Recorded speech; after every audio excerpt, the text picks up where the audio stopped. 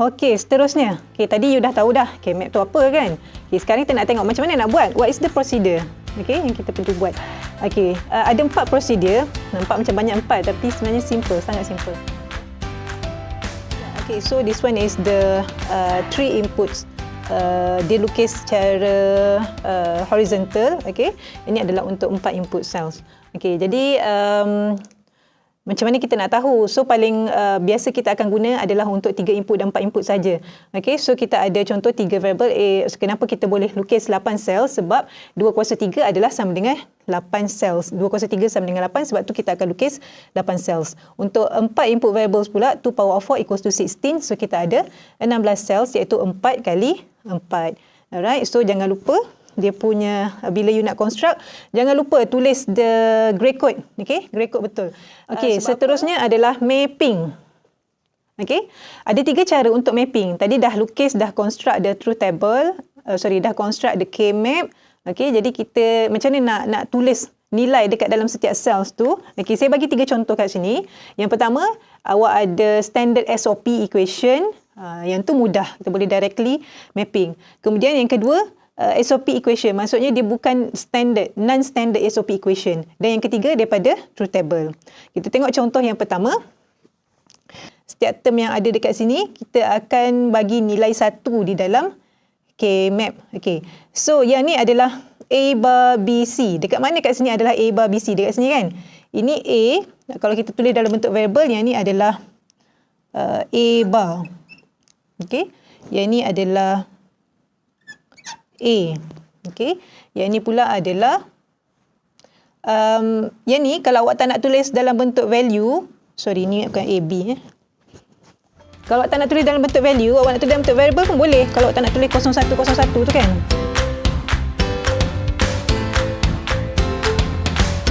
Alright.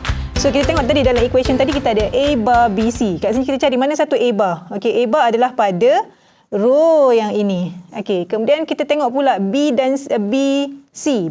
BC adalah pada kolom yang ketiga. Jadi dia adalah cells yang inilah. Sel yang ni. Adalah cells yang ini. So awak tulislah nombor 1 kat dalam ni. Okey, tulis nombor 1 kat situ. Kemudian kita tengok term yang kedua, A B bar C. A B bar C. A B bar C adalah sini. So, kita akan tuliskan 1 di sini. Kemudian, term yang ketiga adalah A, B, C bar. A, B, C bar. Okey, yang hujung ni. A, B, C bar. Okey, kita akan tulis 1 dalam cells yang ini. Kemudian, akhir sekali equation kita adalah A, B, C. A, B, C adalah di sini. A, so cari mana satu kolom B, C. So, dekat sini. Jadi, kita akan tulis nilai 1 di sini. Okey, untuk cells yang tiada di dalam equation ni, okay, dalam equation ni dia cuma ada 4 je kan. So maksudnya kita akan mapping 1 kepada 4 cells sajalah. So betul lah 1, 2, 3, 4. Ada 4 cells. So sel-sel yang lain yang kosong tu kena tulis nilai kosong. Macam ni kita tulis nilai kosong kat dalam dia. Jangan tinggalkan dia tidak berpenghuni. Okay, kena letak nilai kosong. Alright. Okay. X sama dengan A, B campur C. Ini kita panggil non-standard. Sebab macam tadi, standard sebab kita tahu equation ni dia ada 3 variable. Okay? Sistem ni ada 3 variable A, B, C. Setiap equation ni ketiga-tiga variable ada di dalam setiap term. Maksudnya semua variable dia muncul di dalam setiap term. Tapi kalau kita tengok yang ni, equation yang ni, kita tahu ada 3 variable. Tapi tak semua variable muncul dalam setiap term. Jadi kita panggil this kind of the equation as the non-standard SOP equation. Okay, macam mana kita nak buat kalau kita ada case yang macam ni? Okay, so kita tahu untuk X, dia punya the first term adalah AB. Okay, AB, apa nilai C dia? Macam mana nak mapping kan? Kita tak tahu what is the C value kan? Okay, jadi jangan risau. Okay, so awak cuma perlu consider A dan B saja. Okay, so C tu kita boleh ignore. Doesn't matter what is the value of C, as long as ada A dan juga B di dalam sel tersebut, awak akan mappingkan nilai 1 dekat situ. Okay, macam mana? Macam ni. Kita cari A, B. Okay, so A adalah kat sini. Okay, ini adalah A. So, ini adalah kolom untuk row untuk A. Okay, kita nak cari koordinat dia untuk A dengan B. So, B adalah mana yang nilai B dia 1. Jadi B adalah this one dan this one. Okey, ni adalah B. Okey. So kat sini kita tahu dia punya C yang ni adalah C. Yang ni pula adalah C bar kan? Okey. Untuk sel yang dan ini tadi, maaf lagi sekali. So sama ada sel yang ni ataupun sel yang ni. Okey. So dekat untuk sel yang ni, dia punya nilai C adalah C. Yang dekat sini pula dia punya C adalah C bar. Okey. Jadi ignore je. Doesn't matter what is the value of the C, as long as ada A dan juga B di dalam sel tersebut, awak letakkan nilai 1 macam ni. Okey. Letakkan nilai 1. Okey. Kemudian kita tengok term yang kedua, iaitu C. Okey, C. Kat sini pula cuma variable C saja yang wujud. Apa jadi dengan B dan juga A dan juga B? Macam mana nak buat untuk A dengan B? Okey. Sama konsep dia, kita cari sel yang dekat dalam dia ada C. Mana C? So C adalah kat sini. Ni adalah C yang ni, kemudian yang ni. C. Okey. Jadi sel yang dekat dalam kotak dia ada nilai C adalah yang ni 1, 2, 3, 4. Okey, ada 4.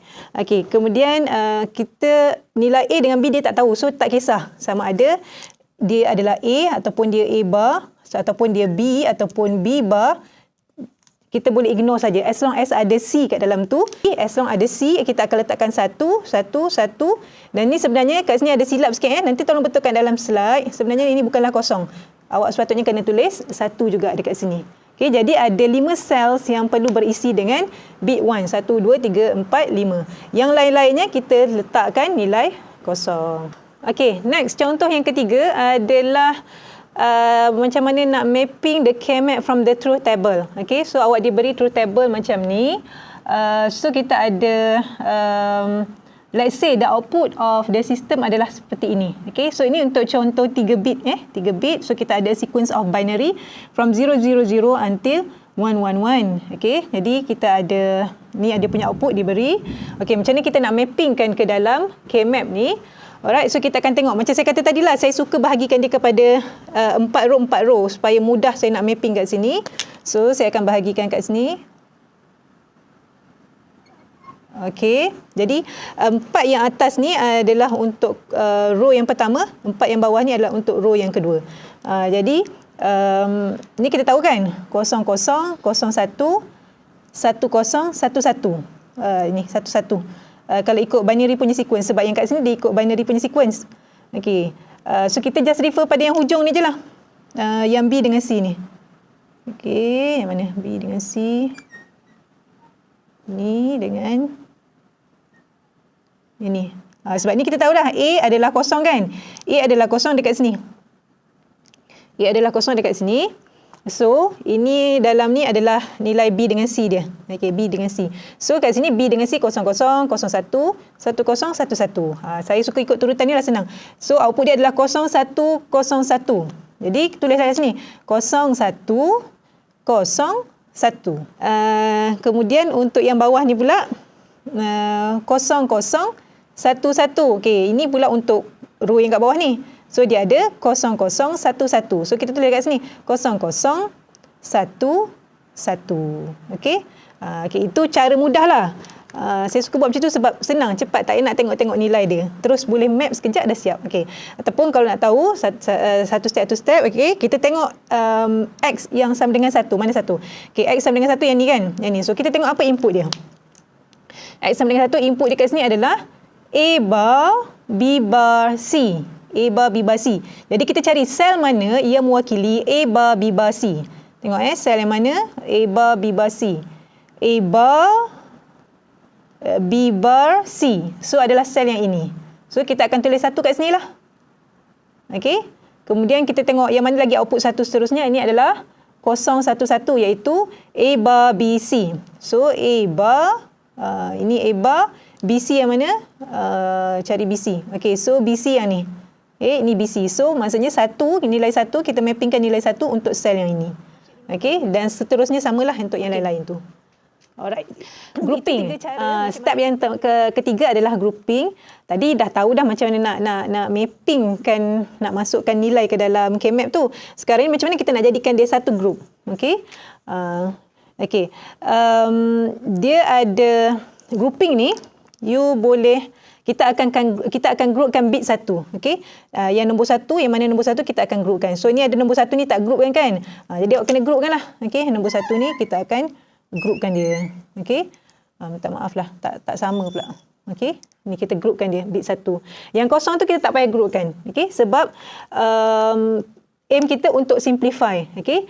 Satu cara adalah groupkan bit satu dan kita punya aim adalah untuk cari sebesar loop yang boleh. Because the bigger the loop, the simple the equation you will get. Okey. Macam mana kita nak tahu how to group? And then berapa banyak bit yang boleh di group. Okay. Macam saya cakap macam awal tadi ada adjacent tu kan. Maksudnya dia kena yang bersebelahan. Okay. Contoh kalau macam ni, bit yang satu yang kat atas dan kat bawah ni dia bersebelahan. Bersebelahan secara menegak. Jadi kita boleh kata dia adalah satu group. Okay. Dan ni dengan ni adalah bersebelahan. Kita boleh kata dia adalah satu group. Dan ni juga bit satu dan bit satu ni pun bersebelahan. Yang ni juga adalah satu group. Okay. So kita ada 3 group kat sini. Alright. Number of group yang awak boleh buat adalah dia 2 power of n. Dia boleh jadi kalau n kuasa kosong, n sama dengan kosong, kalau n kuasa kosong, dia akan jadi 1. Maksudnya dia isolate, tak ada jiran kiri kanan atas bawah semua, tak ada jiran yang boleh nak berkawan. Jadi dia akan jadi isolate group. Ataupun 2 power of 1 sama dengan 2. Dia boleh jadi group of 2, dia boleh jadi group of 4, group of 8, ataupun group of 16. Ini je bilangan group dia. Contohlah, you adakan macam ni kan, ada 1, 2, 3. Nak buat group of 3, senang. Satu loop je senang. Tak boleh. Sebab dia mesti follow these rules. Sebab 3 tak ada kat sini kan, dia mesti follow rules 2 power of n.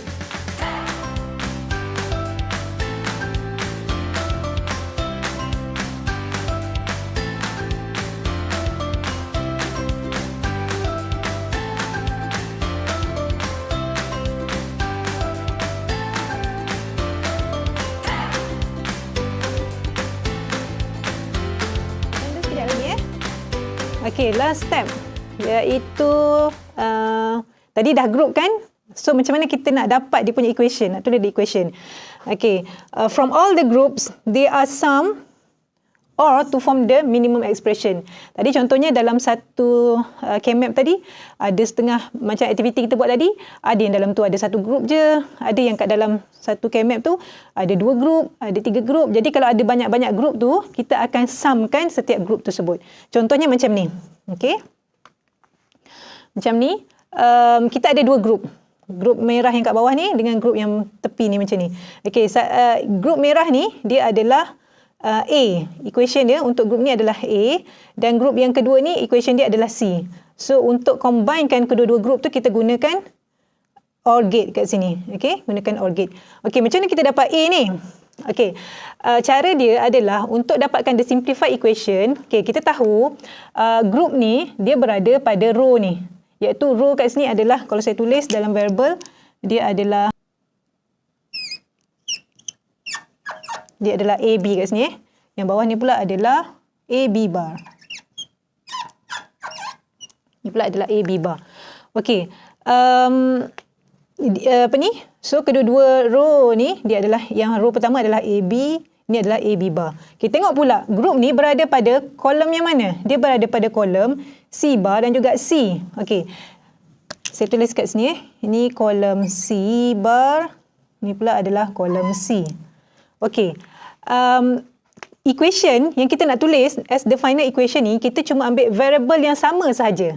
Dalam setiap sel tu, apa variable yang sama? Untuk sel yang terlibat. Okay, dalam grup ni, apa variable yang sama dekat sini adalah A. Sebab apa? Kat sini, dalam ni dia ada A, kat sini pun ada A. Kita tak boleh ambil B. Sebab B dia, yang ni adalah B, yang ni adalah B bar. Tak sama kan? Berbeza kan? Jadi, untuk yang tak sama, kita abaikan dia. Sama juga dengan C. Kita tak boleh ambil C sebab grup ni, untuk C dalam grup ni, dia ada C bar dan juga C. Tak sama. Jadi kita boleh ignore the C. Kita just ambil A sebab untuk sini dia A, kat bawah ni pun dia A. Dua-duanya sama. Jadi sebab tu kita dapat equation dia sama dengan A. We ignore the variable that doesn't same for each cells, tapi kita ambil variable yang sama saja. So kita akan dapatlah equation dia sama dengan A. Okey, untuk yang group yang kedua ni pula, okey, dia berada pada kolom yang ni. Ni okey, yang ni pula kita tengok ini dia punya kolom dia adalah C. Ni kan C, dia berada pada kolom C dan dia punya row tadi dia adalah yang ni adalah A bar, B bar, ini adalah A bar B, ini adalah AB. Betul lah AB. Kemudian ini adalah A B bar. Okey, A B bar. Kau tengok kat sini, ini A bar, ini A, ini A. A dia semua tak sama kan? Jadi kita abaikan A dia. Semua tak sama. Yang ni pula B bar, ini B bar, ini B, ini B, ini B bar. Keempat-empatnya tak sama. Jadi kita boleh ignore A dengan B. C ni semua cells mengandungi nilai C, mengandungi variable C. C saja, tak ada pun yang mengandungi C bar. Jadi, kita ambil variable C as the final equation. Sebab tu kita akan dapat X sama dengan A tambah C. Okey, boleh ya? Alright, kemudian kita tengok pula yang ni. Grup yang, untuk contoh yang ni pula. Okey. Yang ni ada banyak sikit grup. Ada satu, yang tepi ni corner ni. Ini adalah satu grup. Ini satu grup. Kemudian yang ni lagi grup yang kedua dan ni grup yang ketiga. Ada 3 grup. So nanti awak ada 3 term yang awak kena tulis. Okey. Untuk kita tengok yang pertama ni grup yang pertama ni kat corner ni, for every corner ni. Okey, so kat sini kita tengok apa variable dia kat sini. Yang ni apa yang sama kat sini. Sini kita ada A bar, B bar. Yang ni kita ada A, B bar. Kemudian yang ni kita ada C bar, D bar. Kita ada C, D bar. Okey. Alright. Jadi kita tengok kat sini apa yang ini A bar, B bar. Ini A bar, B bar. So B tak A tak sama. A tak sama. Yang sama ni B bar tadi kan. Ni B bar. So ini sama. Okey, kemudian tengok pula yang ni. C bar, D bar. Ini C, D bar. Okey, so ini C bar, ini C. So tak sama. Yang sama adalah D bar. So sebab tu kita dapat the first group tadi, kita akan dapat equation dia adalah B bar, D bar. Kemudian group yang kedua, yang tengah-tengah ni, yang 4 ni, group of 4 tadi. Kita tengok variable kat sini yang sama adalah apa? B kan? Yang kedua ni A bar. Ini A, ini B, yang ni pun B. Jadi kita akan ambil nilai B. So kat bawah ni kita ada B. Kemudian kita tengok dia punya kolom pula. Kolom dia kat sini adalah C bar. Yang ni C, tak sama. Tak boleh ambil C. Kemudian ni adalah D, ini adalah D. Sama. Okay, so boleh ambil D. Jadi equation dia jadi B, D. Okay, untuk group yang kedua. Okay. Tengok group yang ketiga, yang ni. Group of 2. Yang first group of 4, yang second group of 4, yang ketiga group of 2. Okay, group of 2 ni, okay, kita tengok kat sini apa yang sama. A sama, ini A, ini pun A. So boleh ambil A, B tak sama, tak boleh ambil B. Okey, kemudian kita tengok dia punya kolom pula. Dia punya kolom, dia berada pada kolom ni. So of course lah nilai dia, kedua-dua sel dia adalah ni apa tadi? C bar D. So kita ada equation dia adalah A C bar D. Okey. Satu lagi, awak nak tengok kat sini. Ini tadi group of 4. Ini equation untuk group of 4. Ini equation untuk group of 4. Ini equation group of 2. Nampak tak? Semakin besar group tu, equation dia semakin simple. Group of 4, dia cuma ada 2 variable je dalam equation dia. Tapi untuk group of 2, dia ada 3 variable. Maksudnya, kalau kita compare this one dengan this one, yang ni more simple kan, compared to this one. Okay? Sebab tu, kita punya aim, bila kita nak group kan, cuba cari sebesar boleh. Sebesar group yang boleh awak buat. Supaya kita boleh dapat simple equation. Okay. Jadi, at the end of this class, kita ada 4 ni. 4 prosedur. Jadi saya ulang balik ni. Apa yang you kena tahu adalah you kena tahu berapa input sistem you guna. 3 bit ataupun 4 bit. Ada 4 variable ataupun 3 variable. So awak perlu construct the K-map bergantung kepada nilai input variables yang ada. Kalau ada 4 bit input, so awak perlu ada 16 cells. Okay, construct the K-map. Kemudian yang kedua adalah mapping. Okay, mapping based on you punya problems ataupun equation given. Any value, jangan lupa mapping. Okay, jangan tinggalkan kosong. Alright. Kemudian selepas tu kita akan groupkan dia. Okay, so awak tahu kita boleh jadikan dia kena follow the rules 2 power of n untuk grouping. Okay, tak boleh sesuka hati nak group ikut suka hati je berapa banyak yang awak suka, tak boleh. Follow this rules 2 power of n. Step yang terakhir adalah daripada group yang kita dah dapat tu, kita akan tulis apa equation yang telah kita dapat. Alright, and K-map ni awak kena mahir dia punya ni K-map, sebab nanti kita akan gunakan, awak banyak nak gunakan dalam chapter-chapter seterusnya untuk design counter, untuk buat combinational logic. Okay, perlu gunakan this one. So awak perlu mahir, perlu dapat konsep ni. Alright, okay, itu saja untuk hari ini. Terima kasih dan Assalamualaikum.